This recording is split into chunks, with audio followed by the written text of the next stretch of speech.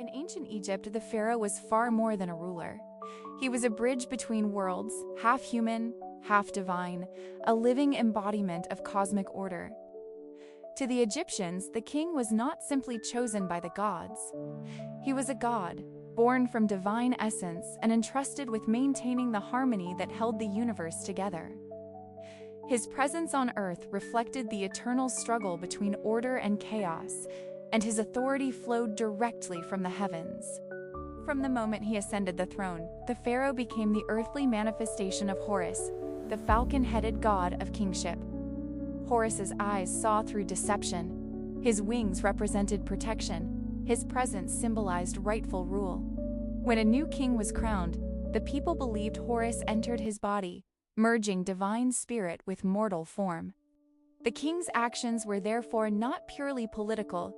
They were sacred performances that shaped the stability of the entire cosmos. But his divinity did not end with Horus. The pharaoh also carried the essence of Ra, the sun god. Each day he rose as Ra in the morning, provided life and guidance during the day, and symbolically fought the forces of darkness in the evening. The title Son of Ra was not metaphorical, meant that the king, like the sun, renewed the world through his presence and upheld Mat, the principle of balance, justice, and truth. Without the pharaoh's divine authority, the cycle of creation itself was believed to weaken. The pharaoh's body was considered sacred. His blood was divine. His breath carried life. His voice could command gods and spirits. Even his shadow was treated with reverence. When he walked through the temple sanctuaries, places forbidden to ordinary people, the gods were said to recognize him as one of their own. Statues of deities came alive in his presence. Rituals gained power. Offerings were accepted through him. This divine identity was reinforced through elaborate royal names. Every pharaoh held 5 sacred titles forming the great royal titulary, each linking him to different aspects of the cosmos. His Horus name tied him to kingship and protection. His Neti name connected him to the goddesses of Upper and Lower Egypt. His golden Horus name proclaimed eternal victory. His throne name, enclosed in a cartouche, signified divine rulership over the 2 lands, and his birth name declared him the literal son of Ra. To foreign nations, the pharaoh was a king. To Egyptians, he was the living god who held the universe in place. Because of this divine status, the pharaoh's responsibilities were immense. It was he who performed or symbolically authorized daily temple rituals, ensuring that gods received offerings and remained present in the world. It was he who commanded armies, not merely for conquest, but to defend Egypt from the forces of chaos beyond its borders. It was he who resolved disputes, upheld justice, managed the Nile's resources, and ensured famine never overtook the land. Every action he took was an echo of Mat. When the people saw the pharaoh, they saw stability. When enemies saw him, they saw divine wrath. When priests saw him, they saw the physical channel through which the gods maintained creation. Even after death, the pharaoh transcended humanity. His mortal body was mummified, but his spirit merged with Osiris, becoming the eternal ruler of the afterlife. Meanwhile, his successor became Horus, repeating the cosmic cycle. Through this system, kingship itself never died. It simply transformed across generations, mirroring the rebirth of the sun and the eternal flow of the Nile. Thus, the pharaoh was not just a man of power. He was the axis of the cosmos, the living guardian of creation, and the divine heart of ancient Egypt. Every civilization has symbols of authority, but none carried as much weight, magic, and sacred meaning as those worn by the pharaohs of ancient Egypt. To the Egyptians, royal symbols were not mere decorations or marks of status. They were living emblems of divine power infused with spiritual energy and capable of connecting the king directly to the gods. Each one carried history, myth, and cosmic purpose, shaping how the pharaoh ruled and how the people perceived him. Among the most iconic symbols was the Uraeus, the rearing cobra on the king's forehead. The Uraeus represented the goddess Wadjet, the fiery protector of Lower Egypt. Its presence was not symbolic, it was believed to be literally alive with magical force. When the pharaoh faced enemies, the Uraeus was said to spit flames, blinding and destroying those who threatened the king or the cosmic order. To wear the Uraeus was to declare that divine protection surrounded the pharaoh at all times. Another essential emblem was the double crown, or epsiant, combining the red crown of Lower Egypt and the white crown of Upper Egypt. When worn together, these crowns symbolized the unification of the two lands and the king's duty to rule both with balance. This crown represented harmony, political stability, and the pharaoh's role as the one who held the divided world together. Its imagery echoed the myth of Horus defeating Set and unifying the kingdom, echoing divine victory through royal authority. The pharaoh also carried two powerful objects, the crook and flail. The crook symbolized guidance, echoing the shepherd who leads and protects his flock, while the flail represented authority, discipline, and the capacity to punish wrongdoing. Together, they communicated that the king was both protector and enforcer, a leader who guided his people with wisdom but upheld Ma'at through strength when necessary. These symbols appear in countless statues and reliefs resting calmly across the chest of the eternal ruler. Another royal symbol of immense importance was the false beard, worn only by the pharaoh and certain gods. The beard, straight and stylized, represented divine masculinity, authority, and eternal life. Even queens like Hatshepsut wore it to signify their adoption of the king's sacred role. The beard linked the ruler to Osiris, the god of rebirth, giving the king a touch of immortality even while alive. Equally sacred was the cartouche, the oval frame that encircled the king's name. The cartouche symbolized protection, encasing the pharaoh's identity within a loop of eternity. It was believed that as long as the king's name was preserved in writing, his soul would continue to live. That is why the erasure of a cartouche, such as what happened to Akhenaten or Hatshepsut, was considered an act of spiritual destruction. Colors also carried divine power. Gold, the flesh of the gods, symbolized immortality. Blue, the color of the heavens, represented creation and protection. Green, tied to Osiris, symbolized regeneration and life. Red expressed vitality and dominance, but also danger and chaos. Every royal adornment, every paint stroke on a crown or coffin, carried meaning woven deeply into Egyptian cosmology. Even the pharaoh's throne was a symbol of cosmic structure. Decorated with lions, papyrus plants, lotus blossoms, and sacred geometry, it represented dominion over the natural world. Sitting on the throne was not merely an act of leadership, it was the earthly reenactment of the god's rule in heaven. All these symbols worked together to create an unbroken image of the pharaoh as a being who stood between mortals and gods. They transformed him from a political ruler into a cosmic figure, responsible not just for governing the land, but for maintaining balance, order, and harmony across the entire universe. To the Egyptians, the king did not just wear these symbols, he became them. Through them, he carried the presence of Horus, the authority of Ra, and the endurance of Osiris. And as long as he bore these sacred emblems, Egypt believed the world would remain whole. The coronation of an Egyptian pharaoh was not merely a political ceremony, it was a sacred moment in which a human king was transformed into a divine being.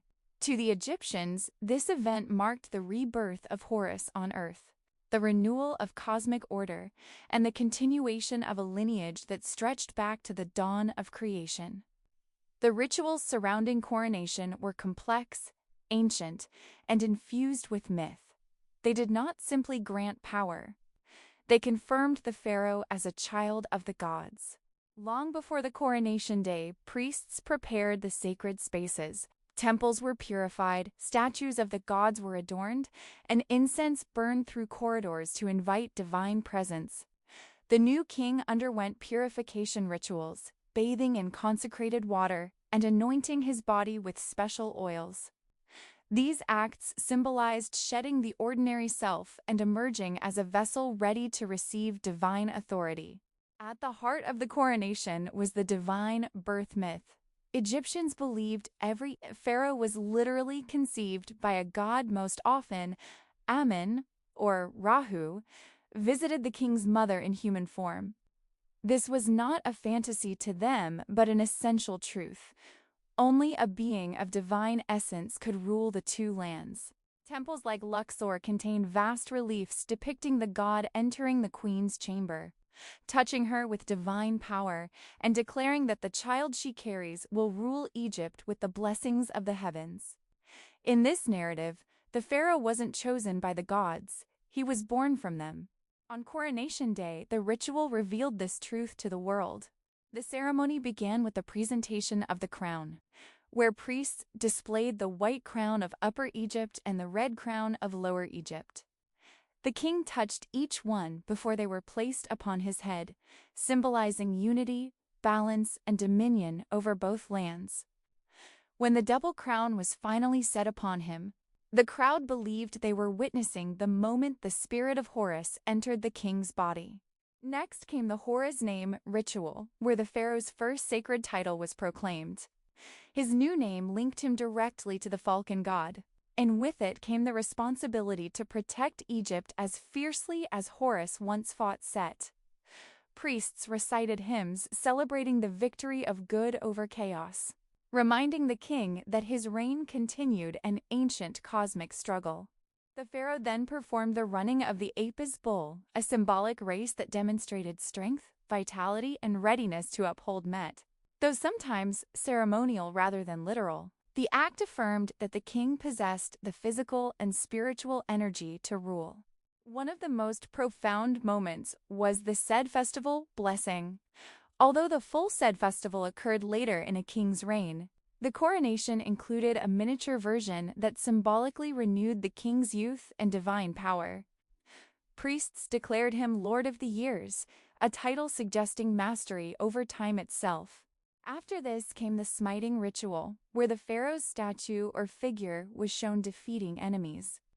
This did not glorify violence, rather it represented the king's role in subduing chaos and maintaining order across the world. Every foreign enemy symbolized disorder. Every victory symbolized the triumph of Mat. Finally, the king sat upon the throne of Horus, a sacred seat inscribed with names of gods, symbols of unity, and protective spells. As he took his place, priests invoked the blessings of Ra, Osiris, and even the primordial gods from creation. This was the precise moment when the pharaoh became the living god of Egypt, the point where the mortal identity faded and the divine identity began. When the ceremony ended, the king emerged not just as a ruler, but as the earthly embodiment of cosmic power. The people didn't simply gain a new leader, they gained a divine guardian, a protector who stood between humanity and the chaos threatening the world. Through coronation, a king became more than a man. He became the axis of creation, the heir of ancient gods, and the living symbol of Egypt's eternal stability. To the ancient Egyptians, the pharaoh's life was not one of luxury. It was one of relentless responsibility. As the living embodiment of Horus and the earthly representative of Ra, the king carried on his shoulders the weight of the entire cosmos. Every sunrise, every flood of the Nile, every harvest, every moment of peace was believed to depend on his ability to uphold Mat, the sacred principle of balance, truth, justice, and universal harmony. Each day began before dawn, long before the rest of the kingdom stirred. While the sky was still dark, priests entered temple sanctuaries to begin purification rituals, and the pharaoh prepared for his role in sustaining creation. Though he did not personally perform every ceremony, the king was considered the spiritual source of their power. Every offering, hymn, or ritual carried the force of his divine authority. The most important daily ritual was the opening of the shrine, performed at sunrise. As priests unveiled the statue of the temple's primary deity, they declared that the god or goddess recognized the pharaoh as their chosen intermediary. Incense filled the air, offerings of bread, beer, and flowers were prepared, and hymns echoed through sacred halls. In the Egyptian worldview, this ritual wasn't symbolic, it literally fed the gods, ensuring their continued presence in the world. If these acts were neglected, the divine realm could weaken, allowing chaos to creep in. The pharaoh, whether present or not, was held responsible for maintaining this delicate relationship. Beyond temple rituals, the pharaoh's daily duties extended to the physical world. He was the supreme judge, the final say in legal matters. When disputes threatened social harmony, the king's decisions restored balance. Court records show that pharaohs were expected to rule impartially and compassionately, reflecting the values of Maat. A ruler who acted unjustly risked destabilizing the entire cosmos. The pharaoh also oversaw agriculture, the lifeblood of Egypt. He managed irrigation systems, regulated the storage and distribution of grain, and monitored the Nile's annual flooding. The inundation was believed to be a direct result of the king's relationship with the gods. A weak or unjust pharaoh risked drought or famine. Thus, the management of water and fields was not simply economic, it was sacred duty. Military responsibilities were equally vital.